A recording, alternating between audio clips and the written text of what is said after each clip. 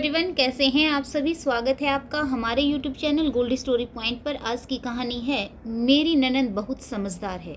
जो भी चैनल पर नए आए हैं चैनल को लाइक शेयर और सब्सक्राइब करना न भूलें। घंटी का बटन दबाकर ऑल आइकन ज़रूर प्रेस करें ताकि हमारी आने वाली कहानियों की नोटिफिकेशंस आप तक पहुंचती रहे। कमेंट करके अपनी प्रतिक्रिया ज़रूर दें ताकि हमारा मनोबल बढ़ता रहे और हम आपके लिए एक से एक बढ़कर एक बेहतरीन कहानियाँ लाते रहें। तो चलिए शुरू करते हैं आज की एक और नई बेहतरीन कहानी। मीरा जी ने अपनी बहू सुमन से कहा, सुमन, तुम्हारा रसोई का काम हो गया हो तो चलो आज मार्केट से थोड़ा सामान ले आते हैं। सुमन, जो बुरी तरह से थक चुकी थी, मिमियाती सी आवाज़ में बोली, माँ जी, मैं ज़रा किचन समेट लेती हूँ, मुझे थोड़ी देर आराम भी करना है, बहुत थक गई हूँ। अभी तो 2 ही बजे हैं, हम मार्केट शाम को चलेंगे। मीरा जी ने शिकायती अंदाज में कहा, ओहो, अभी तो तुम्हें सोना भी है। भाई, हम लोग तो सारा काम निपटा कर अचार चटनी बनाते थे या फिर सिलाई करते थे और कुछ नहीं तो सर्दियों में स्वेटर बुन लेते थे, मगर आजकल की बहुएं तो रोज़मर्रा के काम से ही थक जाती हैं। सुमन के विवाह को अभी 1 वर्ष ही हुआ है। वह 5:30 बजे उठती है। उसकी उम्र भी कच्ची है, परंतु सास उसे सारा काम सिखाने की कोशिश में लगी रहती है। मायके में सारा काम सुमन की माँ किया करती थी। वह तो स्कूल और कोचिंग जाती थी, खाली समय में माँ की मदद कर देती थी, लेकिन पूरी गृहस्थी संभालना बहुत मुश्किल है। ऊपर से नन्हा मेहमान आने की खुशखबरी भी है। ऐसे में वह जरा सी देर सो भी नहीं सकती। सुमन ने दबे स्वर में कहा, माँ जी, अचार चटनी तो बाजार में मिल जाते हैं, फिर शाम को 5 बजे चाय का समय हो जाएगा, दूसरे काम भी शुरू हो जाएंगे। मीरा जी ने जिद नहीं की और बड़बड़ाती हुई पड़ोसन के पास बतियाने चली गई। सुमन कमरे में जाकर थोड़ी देर आराम करने लगी। वह थक चुकी थी, उसे नींद आ गई। उठी तो 6 बज गए थे। चाय बनाकर कमरे में लाई तो मीरा जी ने व्यंग्य तीर छोड़ा, वाह, आज तो खूब सोई बहू रानी। सुमन बोली, आज थोड़ी देर हो गई। पड़ोस की आंटी मीरा जी की खास दोस्त भी अपनी बेटी के साथ वहीं विराजमान थी। वह मुस्कुराई और उनकी बेटी बोली, भाभी, आप इतना सोती हो? माँ तो हम लोगों को दिन में सोने भी नहीं देती। सुमन भी प्रतिक्रिया में थोड़ी सी मुस्कुरा दी और कहती भी क्या, यह कहानी हर घर की है और सुनी सुनाई भी है। अब समय एक बदलाव का है, जो वक्त की मांग है कि दुख भरे किस्सों को सुधारा जाए, रिश्तों को सहेजा जाए, वरना टूटते संयुक्त परिवारों का दोष आप किसके सिर पर डालेंगे। अगले दिन संडे था। त्योहार की तरह मनाया जाता है। आज देर से नहीं बल्कि जल्दी उठना है।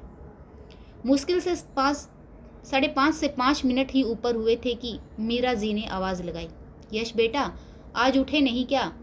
सुमन घबरा कर उठने लगी तो यश बोला, जाने दो, मम्मी की तो आदत है, ऐसे ही कहती रहती हैं। सुमन बोली, नहीं, मम्मी गुस्सा हो जाएंगी। आप कहते हैं ना कि पूरा दिन तुम क्या करती हो, आज पूरा दिन बैठकर यही देखिएगा कि मैं क्या क्या करती हूँ। कहकर सुमन फ्रेश होने चली गई। नहा धोकर किचन में पहुँची, नाश्ता बनाया। नाश्ते के बाद यश न्यूज़पेपर पढ़ने बैठ गया। मीरा जी वहीं बैठी कुछ कपड़े देख रही थी। साथ में उनकी नज़रें झाड़ू लगाती हुई सुमन पर भी थी। सुमन को टोकते हुए बोली, बहू रानी, झाड़ू को बीच बीच में थोड़ा घुमाती रहा करो, धीरे धीरे लगाओ। सुमन बोली, जी अच्छा।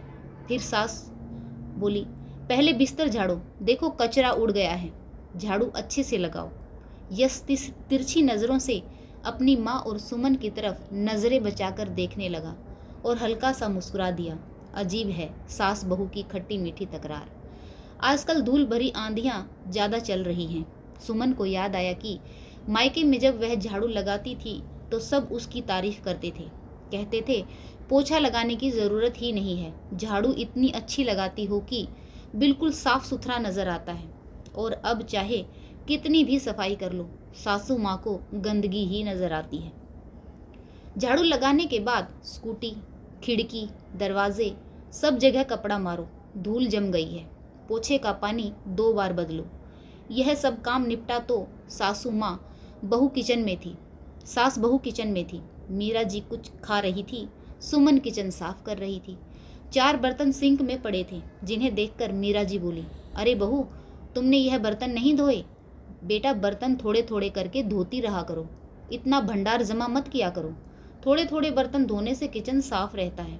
सुमन बाकी सब छोड़कर तुरंत ही बर्तन धोने लगी। मीरा जी बाहर टहलने चली गई। एक चक्कर लगाकर वापस लौटी तो बोली, अभी तक बर्तन ही धो रही हो? बड़ी स्लो हो बहू रानी, इतने समय में तो मैं 2 बार धो देती। यश की हंसी छूट गई, लेकिन उसने मुंह फेर लिया। सुमन भी हंसने लगी, लेकिन दिल रो रहा था। सारा काम होने के बाद सुमन कपड़े लॉन्ड्री बास्केट में डालने लगी तो मीरा जी बोली, देखो आंगन में मैंने अपने नहाने के बाद अपने कपड़े तुरंत ही धोकर सुखा दिए, तुम भी यही आदत डाल लो। वॉशिंग मशीन की वजह से कपड़ों का ढेर लगा कर रखती हूँ। तभी उनका फ़ोन आ गया। फ़ोन पर बात करने के बाद उन्होंने सुमन को आवाज़ लगाई और कहा, सुनो बहू, प्रीति आ रही है। मनीष और बच्चे भी आएंगे, दोपहर के खाने की तैयारी करो। सुमन बहुत खुश हो गई। उसे अपनी ननद प्रीति बहुत अच्छी लगती है। वह एक सुलझी हुई समझदार लड़की है। घर में वह आती है तो घर में रौनक आ जाती है। प्रीति को हर समय अपनी माँ की टोका टोकी करने की आदत बिल्कुल भी अच्छी नहीं लगती। वह उन्हें हमेशा ही समझाती हैं कि माँ अपनी इस आदत को सुधार लो, नहीं तो बाद में पछताओगी। इसलिए वह सुमन को भी बहुत पसंद है। यूं तो सुमन को मीरा जी से कोई शिकायत नहीं है। उनकी अधिकतर बातें सही होती हैं। वह अपनी बहू को हर काम में परफेक्ट बनाना चाहती हैं। लेकिन इंसान धीरे धीरे सीखता है, अनुभवों से सीखता है और अमल करता है। यदि एक नन्हे पौधे से उम्मीद करें कि वह जल्दी से वट वृक्ष बन जाए तो वह उसके साथ घोर अन्याय होगा।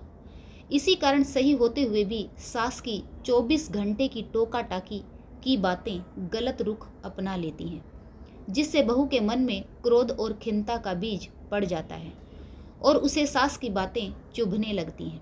कभी बहू जवाब देती है तो बात बिगड़ जाती है और यहीं से शुरुआत होती है सास बहू के रिश्ते में कड़वाहट की।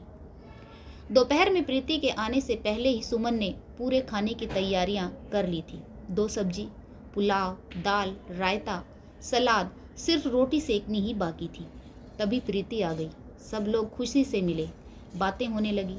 हल्के नाश्ते के बाद सुमन ने खाना टेबल पर लगा दिया और बोली, आप लोग शुरू करें, मैं गर्मा गर्म रोटी लाकर देती हूँ। प्रीति बोली, भाभी मैं भी आपके साथ आती हूँ। प्रीति किचन की ओर जाने लगी तो मीरा जी ने टोक दिया, प्रीति तुम बैठो बेटा, अभी तो आई हो, 5 लोगों का काम है, यह कर लेगी। हम लोग तो 10-10 जनों का खाना अकेले ही पकाते थे। चलो बेटा मनीष, तुम खाना शुरू करो। सुमन सबको फुर्ती से रोटियां परोस रही थी। यश ने उसका पसीने से तर चेहरा देखा और वह चुपचाप खाना खाने लगा। यश ने कहा, सब्जी अच्छी बनी है। मीरा जी बोली, हाँ, इसको थोड़ा और भूनती तो क्रिस्पी हो जाती। याद है प्रीति बेटा, जब मैं सब्जी बनाती थी तो कितना स्वाद आता था। प्रीति ने बात बदलते हुए कहा, मुझे तो रायता बहुत पसंद आया। सुमन भाभी, इसकी रेसिपी मुझे बता देना। मीरा जी बोली, यह भी मैंने ही सिखाया है, इसे कहाँ इतना आता है। देखो, फिर भी नमक ज़्यादा कर दिया और पानी भी ज़्यादा ही डाल दिया। सुमन ने जब यह सुना तो उसका चेहरा उतर गया। खाने के बाद सुमन चाय बनाने किचन में चली गई। तब प्रीति अपनी माँ से बोली, माँ मैं तो सोच कर आई थी कि 2-3 दिन आपके पास ही रहूँगी, लेकिन अब मुझे एक पल भी यहाँ रहना अच्छा नहीं लग रहा। पिछली बार मैंने आपको समझाया था कि आप घर की बड़ी बुजुर्ग हैं, इज्जत पाने के लिए इज्जत देनी पड़ती है। थोड़ी थोड़ी देर में आप सुमन की बेइज्जती कर रही हैं। मीरा जी बोली, बेइज्जती? कैसी बेइज्जती? मैं तो उसे सीख दे रही हूँ। प्रीति ने कहा, ऐसी सीख दी जाती है गुरूर से भरकर कि मैं तो ऐसे करती थी, वैसे करती थी, हमारा ज़माना, तुम्हारा ज़माना। मायके में लड़कियां खुशी से सुकून के लिए आती हैं और यहाँ भी लोग तकरार करते रहते हैं। पीठ पीछे बुराइयां करें तो यहाँ पर मन किसका लगेगा? मीरा जी बोली, तो तू अपने ससुराल में खुश नहीं है क्या? तेरी सास तो कोई बुराई नहीं करती तेरे बारे में। मैंने तुम्हें संस्कार ही इतने अच्छे दिए हैं। मीरा जी फिर से नासमझी में थी। प्रीति बोली, माँ मैं अपनी ससुराल में बहुत खुश हूँ, लेकिन आप जो कर रही हैं इससे घर टूट जाते हैं। आज तो नहीं रुकूंगी। हाँ, जब आप दोनों प्यार से एक दोस्त की तरह बुलाएंगी तब ज़रूर आऊँगी, 2-4 दिन के लिए ठहरने। ज़रूरी नहीं है कि सास बहू का रिश्ता हमेशा करवाहट भरा ही हो। आप 2 लोग हैं, दोस्त की तरह क्यों नहीं रहती? अपने अनुभव बांटिए, उन्हें लादिए मत, समय के हिसाब से बदलिए। तब तक सुमन भी चाय लेकर आ गई। ननंद को रुकने के लिए कहने लगी तो मीरा जी बोली, आज इसे जाने दे, ठीक कह रही है। थोड़े दिनों में जब हम दोनों पक्की दोस्त बन जाएंगी तब इसे बुलाएंगे। वापसी के रास्ते में घर पहुंचने से पहले मनीष ने कार एक रेस्टोरेंट पर रोकी और बोला, चलो यहाँ तुम्हें एक अच्छी सी कॉफ़ी पिलाता हूँ। कॉफ़ी आने से पहले भरी भरी आंखें लिए चुपचाप बैठी प्रीति के हाथ पर हाथ रखकर मनीष बोला, तुमने अपने मायके में हमारे घर की और मेरी माँ की इज्जत रखी, जबकि मैं 5 साल से पल पल होते हुए तुम्हारे अपमान की गंभीरता को कभी समझ नहीं पाया। मम्मी कभी शक्ल, कभी रंग रूप, कभी दहेज, कभी पढ़ाई, कभी सफाई, कभी खाना, कभी बर्तन आदि छोटी छोटी बातों पर तुमसे झगड़ती है, जबकि वह किसी काम में तुम्हारी मदद भी नहीं करती। प्रीति, मुझे माफ़ कर दो, मैंने कभी तुम्हारा पक्ष नहीं लिया। प्रीति बोली, मुझे काम में तुम्हारी माँ की मदद नहीं चाहिए, वह बड़ी हैं, मैं उनकी इज्जत करती हूँ। बस मुझे भी अपने लिए थोड़ी सी इज्जत चाहिए। यही रूप जब मैंने अपनी माँ का सुमन भाभी के प्रति देखा तो मैं सह नहीं पाई। मनीष जी ने कहा, मैं वादा करता हूँ, जिस तरह से तुमने अपनी माँ को समझाया है मैं भी अपनी माँ को समझा लूँगा।